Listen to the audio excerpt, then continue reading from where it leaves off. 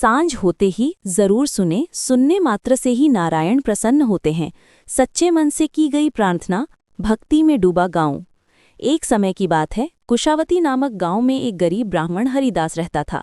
उसका जीवन बहुत कठिन था, पर वो हर दिन सांझ होते ही भगवान विष्णु की आरती करता था।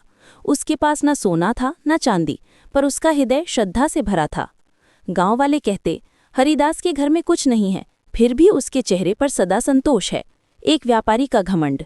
उसी गांव में एक धनी व्यापारी रहता था, सेठ रघुनाथ। वो रोज भगवान को सोने की मूर्ति, कीमती माला और भोग चढ़ाता था, फिर भी उसके मन में शांति नहीं थी। एक दिन उसने ताना मारा, हरिदास, तेरे पास न धन है न वस्त्र, फिर भी कहता है भगवान तुझसे प्रसन्न है। क्या भगवान भिखारियों से भी खुश होते हैं?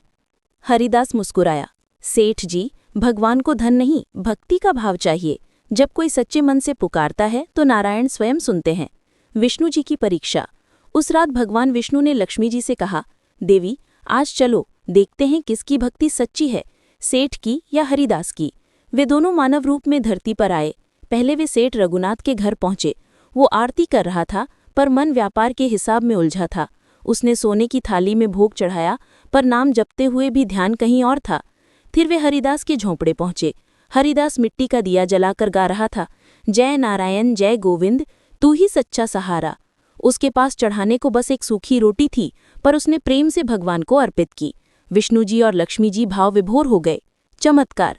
अगले दिन गांव में खबर फैली, सेठ रघुनाथ का सारा सोना चोरी हो गया और हरिदास के घर से अमृत की सुगंध उठने लगी। लोग दौड़े देखने। झोपड़ी के कोने में वही सूखी रोटी रखी थी, जो अब सोने में बदल चुकी थी। भगवान का संदेश। उस रात हरिदास को स्वप्न में नारायण दर्शन दिए। हरिदास, तेरी भक्ति ने हमें प्रसन्न किया। जो मनुष्य सांझ होते ही हमारे नाम का स्मरण करता है, उसके घर से अंधकार मिट जाता है, और जो सच्चे हृदय से नारायण नारायण कहे, उसके सारे कष्ट समाप्त हो जाते हैं। संदेश। धन नहीं, भाव चाहिए।